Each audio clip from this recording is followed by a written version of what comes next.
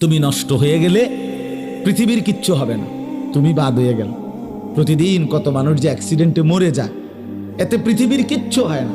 সূর্য ডুবেই যায়, চাঁদ উঠেই যায়, রাত শেষই হয়ে যায়, দিন শেষই হয়ে যায়, নাকি বলেন না ভাই? বলেন ছেলেরা, বলো ভাই।